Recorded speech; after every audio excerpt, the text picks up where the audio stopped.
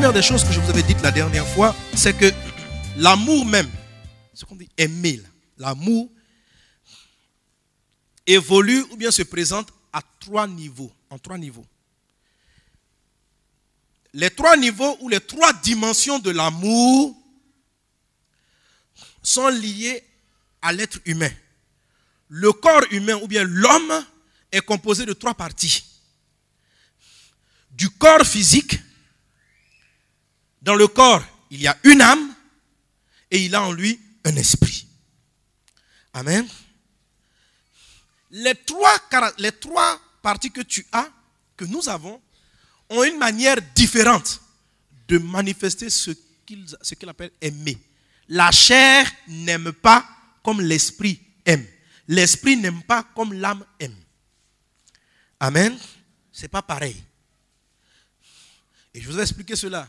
Je dis, c'est parce que dans le français est limité, qu'on appelle l'amour de la chair, on l'appelle aussi amour. Quelqu'un qui dit, j'aime le poulet. Et puis il dit encore, j'aime ma femme. C'est le même verbe qu'on a utilisé, mais ça ne veut pas dire la même chose. Quand tu aimes le poulet, c'est pour faire du mal au poulet. Tu veux le manger. Mais quand tu aimes ta femme, c'est pour lui faire du bien. Alléluia.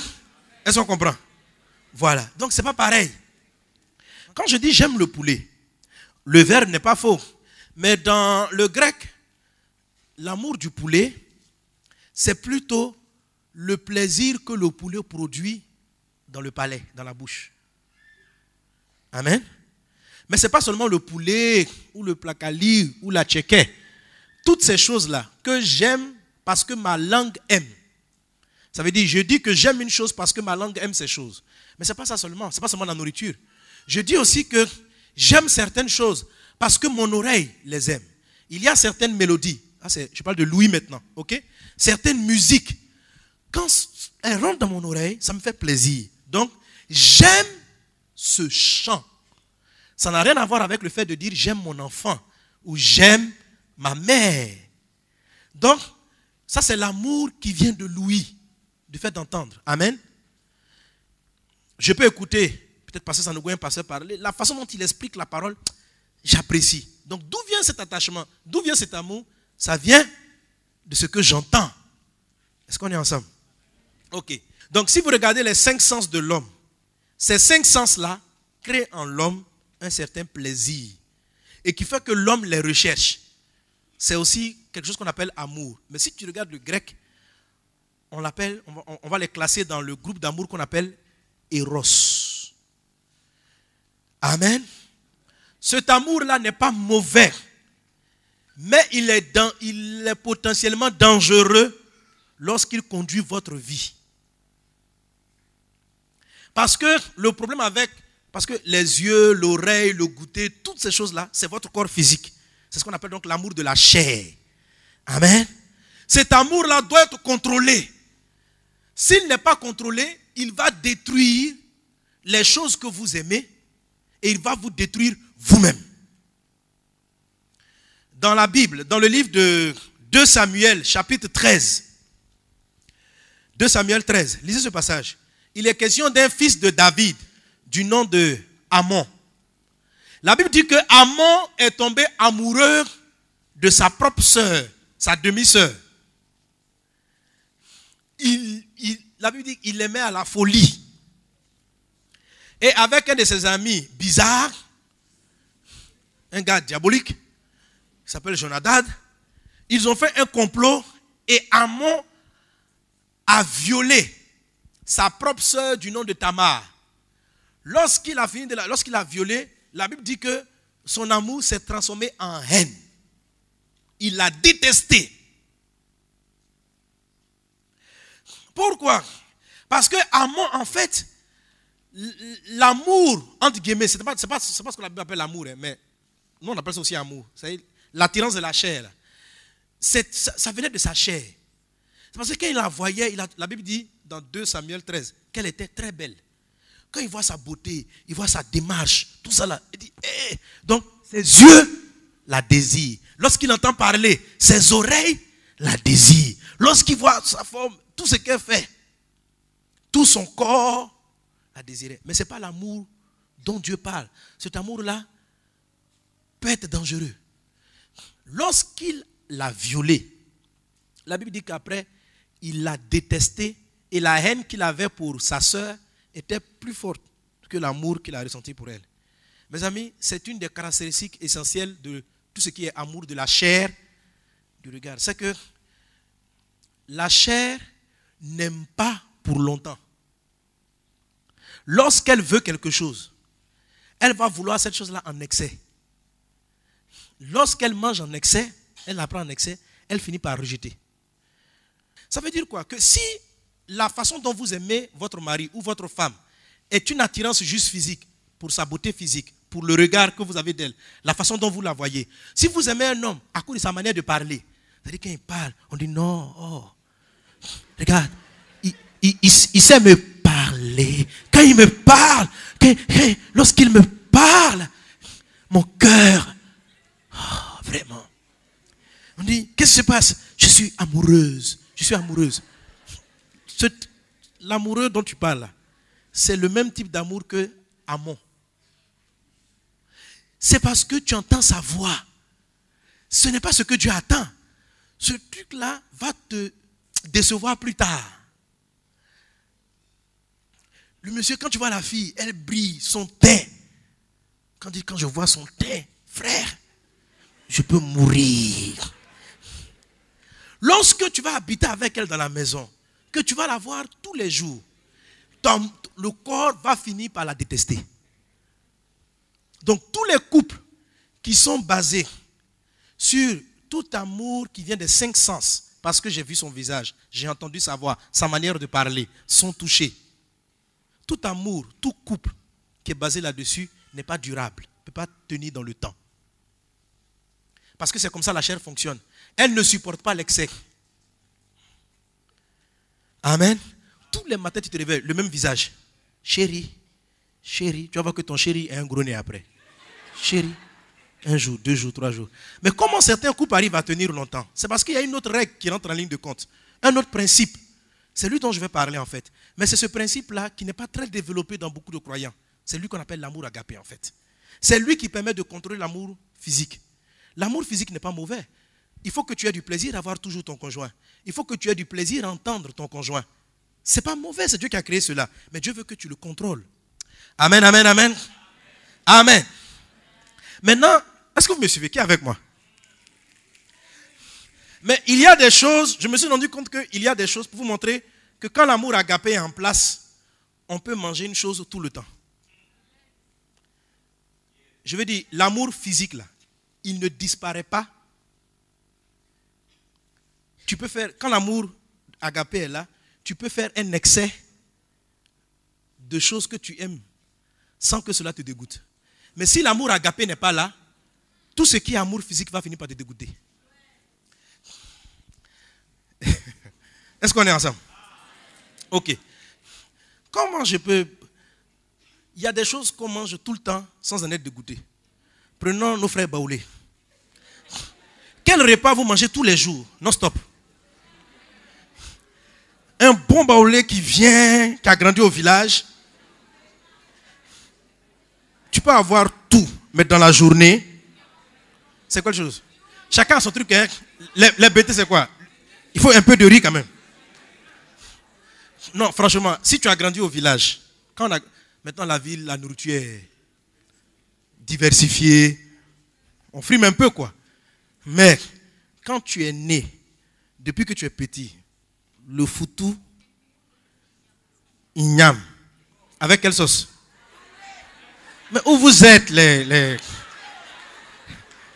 Donnez-moi le truc. Chez nous, c'est un kabato, le kabato là, le taux là. Tu arrives au nord, taux là, on mange ça tout le temps, sans en être dégoûté. Un bon bêté, il te mange son riz, ça dit il peut l'aligner tous les jours, sans problème. Ou bien? C'est ça, non? Alors, la question que je me suis posée, mais comment ça se fait que la chair ne rejette pas quelque chose qu'elle fait tout le temps? En fait, et puis là, Dieu m'explique. Il dit, mais c'est simple. C'est parce que la façon, le goût, le plaisir qu'ils trouvent à manger ce repas-là, ça ne vient pas parce que c'est un repas qu'ils ont choisi au départ. En fait, depuis qu'ils sont petits, ils ont mangé cela pas par désir. Ils ont mangé cela parce que c'est ce qu'on leur donnait à manger. C'est-à-dire, ce n'est pas un choix de goût. C'est d'abord un commandement. Dans notre tradition, on mange ça. C'est une loi. Le désir de manger ton foutou n'a pas commencé parce que tu as aimé le foutou. Il a commencé avant même que tu aimes le foutou. Alléluia. C'est-à-dire, il y a une loi. Au village, c'est votre repas. Chez tes parents, c'est le repas. Donc en fait, tu n'as pas eu le temps même de faire un choix. Il n'y a pas eu en toi de désir. Et tu l'as fait constamment et à un moment donné, le désir même a suivi. C'est-à-dire, si tu as fait 2 jours sans un riz. Donc on a nos frères qui vont en Occident. Ils ont fait 1 semaine sans garba. C'est pas bon. C'est pas bon. Ouais. Mais vous voyez, il y a d'autres plats, d'autres peuples qu'on aime bien. On aime bien les frites poulet, par exemple. Mais les frites poulet ne sont pas pour nous une éducation. C'est quelque chose qu'on a désiré. Ce qui fait que il sera très difficile d'en faire en excès. Si tu manges les frites poulet, matin, midi, soir, 2 jours, tu vas dégoûter les frites poulet. Par contre, si tu manges tes repas de naissance, qui étaient des lois, tu peux les manger tous les jours sans qu'ils te viennent, sans que tu les rejettes. Quelqu'un dit avec moi. Amen. Amen. Amen. Est-ce qu'on est ensemble? C'est important. Donc, ce qui vient par la loi et que j'applique sans désir finit par créer en moi le désir. Et le désir que j'ai ne finit pas. Il reste dans le temps. Ce que je décide de prendre dans ma vie, simplement parce que j'en avais envie, si je prends cette chose-là et que je la garde longtemps, je vais finir par la dégoûter, par la rejeter. Elle va finir par me dégoûter, pardon. Je vais finir par la rejeter. Est-ce qu'on est ensemble? Ça va? Amen. Donc, c'est de là que commence, là il faut comprendre ce que c'est que l'amour de Dieu. L'amour agapé dont il est question. L'amour n'est pas un sentiment. J'arrive là-dessus tout à l'heure. Donc, vous avez l'amour éros avec les 5 sens, tout ce que ma chair désire. Et vous avez l'amour de l'âme. L'âme, lui, ce n'est pas les choses qu'il voit. C'est vrai que c'est la chair qui l'influence au début. Mais l'âme s'attache à des choses ou à des personnes. C'est ce qu'on appelle l'attachement. Dans le grec, le mot qui est utilisé, c'est philéo. On peut dire l'amour filial. C'est l'amour philéo, l'amour attachement. Cet amour-là est bien. Il donne du plaisir à une relation. Ça veut dire que tu es attaché à ton mari, tu es attaché à tes enfants, tu es attaché. Mais cet amour-là est bien parce qu'il donne du plaisir à la relation. Mais il a un problème. C'est qu'il ne supporte pas les trahisons et les frustrations. Ça le détruit. Ou bien ça détruit la personne qui porte cet amour. Toute souffrance vient de l'attachement. La souffrance émotionnelle. Quand on dit mon cœur est brisé, mon cœur est blessé, je pleure dans mon âme. Cette souffrance-là, elle naît parce que tu t'es attaché à une chose donnée. Nous avons, par rapport aux événements qu'a connu la Côte d'Ivoire, nous avons tous souffert, n'est-ce pas? Intérieurement. On a pleuré, n'est-ce pas? Pourquoi? Parce que nos âmes sont attachées à la Côte d'Ivoire. Aujourd'hui, en ce moment-là aussi, ça bombarde en Libye. Peut-être que pendant que ça bombardait ici, peut-être que tu as fait 2 ou 3 jours même. Ce n'est pas parce que tu n'as même pas faim. Mais ça bombarde en Libye. Ça nous fait peut-être mal de penser à tous ceux qui sont en train de souffrir. Là où il y a des drames. Mais vous savez, on souffre moins parce qu'on n'est pas attaché. Il y a eu un grand tremblement de terre en Haïti. Ça t'a empêché de dormir? Ça t'a empêché de manger? On sont des hommes comme toi. Pourquoi? Parce que tu n'es pas attaché à ce pays. Ça t'a fait mal. Et les gens, ils souffrent. Dieu vraiment ait pitié d'eux. Tu as prié. Mais tu n'en as pas souffert émotionnellement parce qu'il n'y a pas d'attachement. Si par contre tu es attaché à quelqu'un ou à quelque chose, la souffrance de cette chose-là te fait souffrir.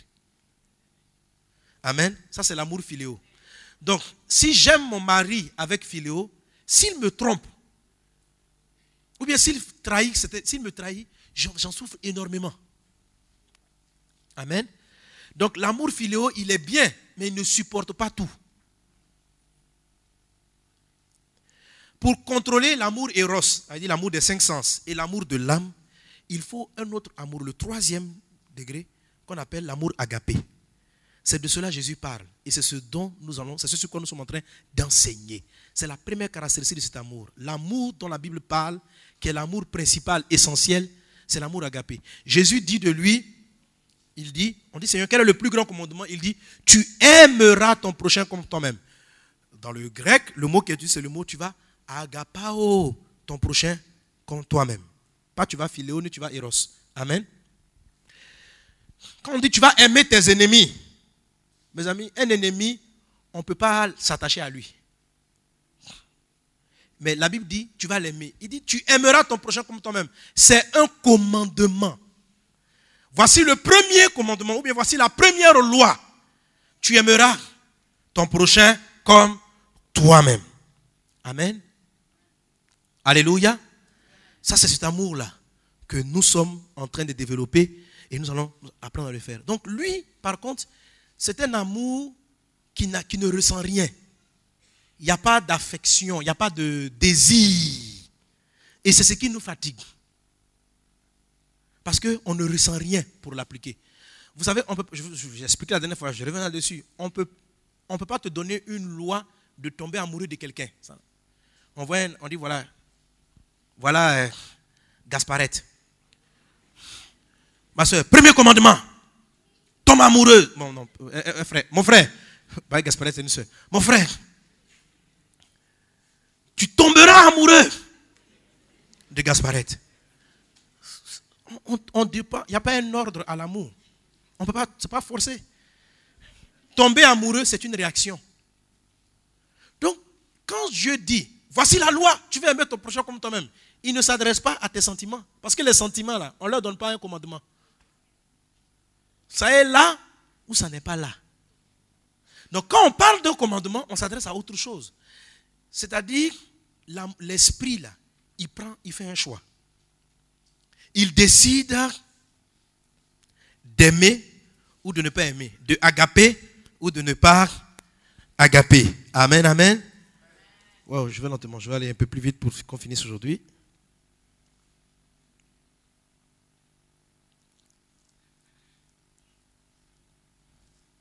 Donc ça, c'est la deuxième caractéristique de l'amour. L'amour dont parle le Seigneur est un commandement. Alléluia. C'est un commandement. C'est-à-dire quoi? Pour que je commence à avoir les sentiments et que mes yeux prennent du plaisir, par exemple, à voir mon conjoint, toujours sans que ça finisse, je dois d'abord respecter une loi. Vous me suivez? Pour pouvoir avoir même, la Bible dit tu aimeras ton ennemi. Pour pouvoir même avoir un peu d'affection. L'affection, ce sont des sentiments. Pour mon ennemi, pour que ça commence, il faut que d'abord j'obéisse à une loi. C'est-à-dire, je vais commencer à faire du bien à mon ennemi, pas parce que j'ai envie, mais parce que je suis obéissant à Dieu. L'amour agapé, on y obéit, on ne ressent rien. C'est-à-dire, Gasparette a critiqué la veille. Tu vas aimer Gasparette, c'est continuer à faire du bien à Gasparette, malgré le fait que tu n'en aies pas envie. Hier, tu saluais Gasparette. Aujourd'hui, vraiment, tu as appris que Gasparette s'est moqué de toi. Mais tu viens quand même. Sœur Gasparette, comment vas-tu? Ton cœur te brûle. Il dit non. Ta chair ne veut plus. Mais c'est un commandement. C'est pourquoi il dit, voici le premier commandement. Ce n'est pas une affaire, voici la première envie que tu dois avoir. On n'a pas dit, voici le premier sentiment. Ce n'est pas un sentiment, c'est un ordre. Donc, un ordre, c'est une loi. L'amour véritable de Dieu commence par une obéissance sans sensation. Je ne sens rien. Je regarde des principes et puis je décide de les faire. C'est ce que j'expliquais par rapport. C'est-à-dire, mais le sentiment va venir après. Dieu n'est pas contre les sentiments. c'est Dieu qui a créé les sentiments, c'est Dieu qui a créé l'attirance physique. Un homme, une femme doit désirer physiquement son conjoint. Amen. C'est important. Mais on ne va pas rester dans notre couple d'abord à cause de cela. On va commencer par le premier principe. C'est lequel? C'est que ma femme, je serai correct avec toi, que j'ai envie, que je n'en ai pas envie. Mon mari, je serai correct avec toi, que j'ai envie, que je n'en ai pas envie. Ce n'est pas une affaire d'envie, c'est une décision. Amen. Amen. Alléluia.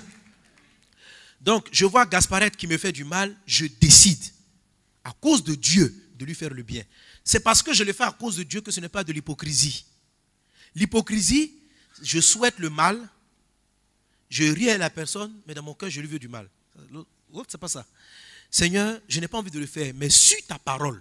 Parce que toi, Dieu, tu l'as dit, je le fais. C'est de l'obéissance, ce n'est pas de l'hypocrisie. Parce que tu le fais à cause d'une parole. Il a dit, fais du bien à tes ennemis. On n'a pas dit de faire du bien à ceux à qui tu as envie de faire le bien. Tu fais du bien à tes amis. Ça, tout le monde sait faire ça. Maintenant, ceux qui ne sont pas tes amis, là, il faut leur faire du bien. Ceux qui t'ont combattu, fais-leur le bien, fais-leur du bien. Pas par désir, mais par principe d'obéissance à Dieu. Si tu agis de la sorte, tu vas commencer à voir naître dans ton cœur les sentiments et puis après, tu vas finir par apprécier. Amen. Tu vas t'asseoir avec ton ennemi, mais tu vas voir que vraiment, tu as de la compassion pour lui. Tu ne ressens plus le rejet. C'est le même principe, comme j'expliquais pour la nourriture. Au début, quand tu es né, dès que tu as pu manger un peu, tes parents, Kabato, ris. Tous les jours. Tu ne dis pas, j'ai envie, j'ai pas envie. Non, mange seulement. C'est ce qu'on a. Comment on va faire? Et puis après, ça reste en toi. Et à la fin, si tu vas dans un autre pays et que tu fais 3 jours, une semaine, sans manger ce repas familial, traditionnel, tu n'es pas... Tu peux trouver du plaisir à aller prendre des glaces de temps à autre, mais la glace, tu ne peux pas faire en excès. Tandis que ta nourriture traditionnelle, tu peux faire l'excès. Tout ce qui commence par le commandement peut se faire longtemps. Mais ce qui commence par les sentiments et les désirs va finir par être rejeté. Amen. Amen, amen, amen. Amen. Et nous allons vers la fin pour aujourd'hui. Donc l'amour est un commandement. Et l'amour dont je parle, l'amour de Dieu est déjà dans votre cœur. Romains chapitre 5, verset 5. Il est dit, parce que l'amour de Dieu est répandu dans nos cœurs par le Saint-Esprit qui nous a été donné. Amen. Pas que l'amour sera répandu. L'amour dont je suis en train de parler est déjà en toi. Dis à un voisin, il est en toi. Il est en toi. Tout ce que nous avons à faire, c'est de l'amener à sortir. Lorsque cet amour-là se manifeste, notre vie est épanouie. Je vous assure, dans la vie, vous êtes tranquille. Vous allez plus connaître le stress, les angoisses, les pleurs. Vraiment, l'amour vous donne la paix. L'amour, donc, pour atteindre maintenant la quatrième caractéristique de cet amour, donc, premier, il y a 3 niveaux dans l'amour. Eros, philéo, agapé. Ce dont nous parlons, c'est agapé. On commence par agapé qui va créer le bon philéo, qui va canaliser le bon amour eros. Première chose. Deuxièmement, agapé, là, c'est un commandement. Alléluia. Je décide d'obéir ou je décide de ne pas obéir. Amen. Troisième chose, c'est que agapé est déjà en moi. Si j'ai donné ma vie à Jésus, il existe en moi. Je n'ai pas à aller le prendre dehors. Il existe en toi. C'est un trésor. Et c'est là maintenant le 4e point ou la 4e caractéristique de l'amour. C'est que l'amour selon Dieu est un trésor.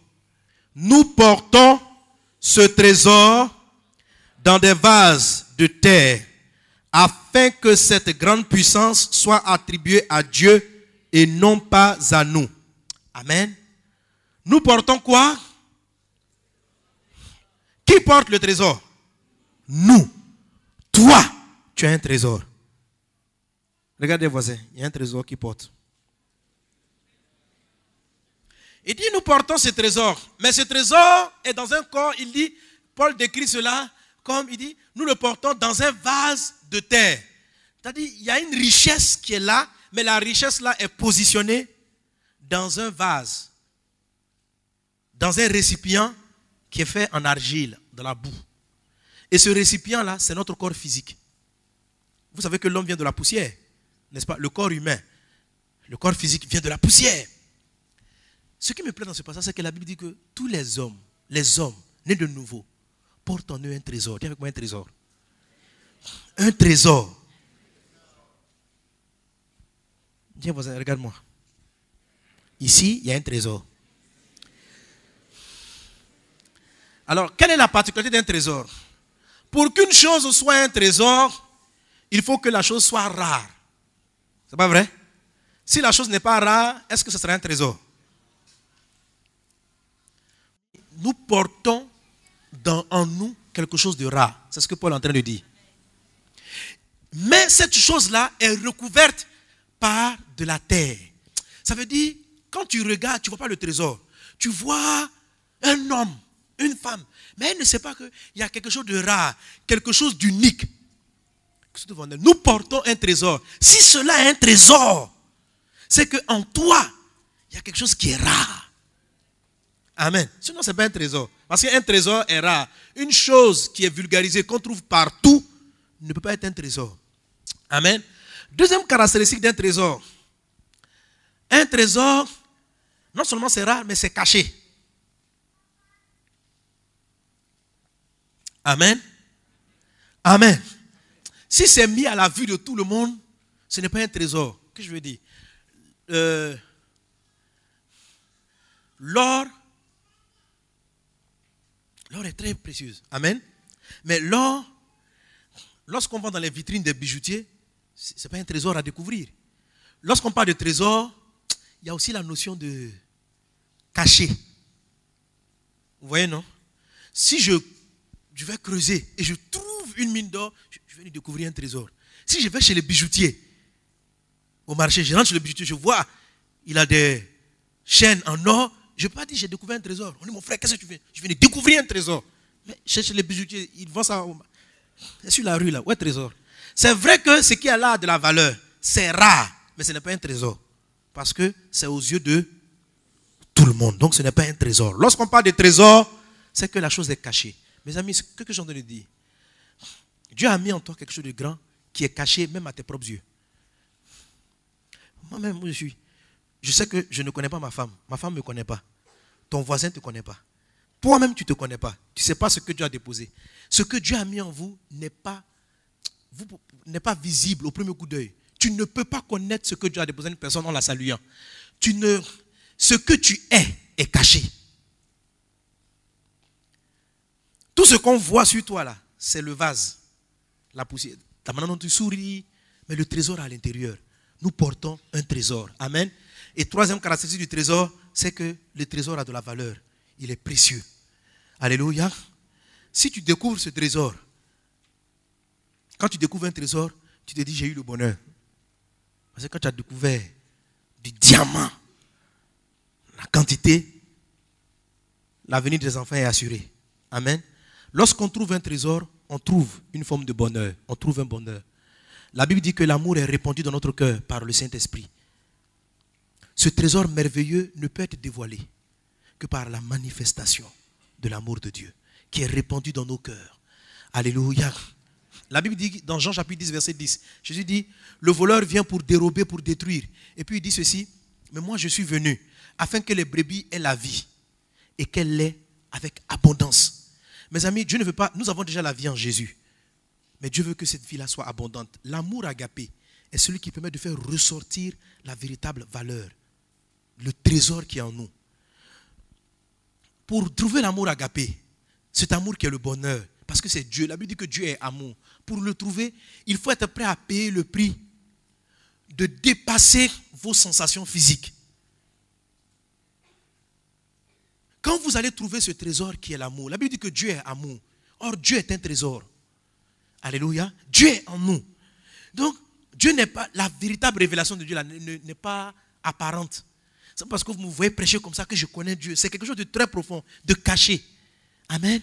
Qu'il faut rechercher. L'amour vrai.